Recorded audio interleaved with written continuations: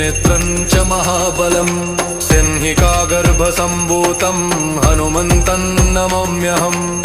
ॐ हं हनुमते रक्ष रक्ष सर्वतो माम्। ॐ हं हनुमते रक्ष रक्ष सर्वतो माम्। पूर्वे हनुमान् कपिमुखधारी रक्षतु माम्।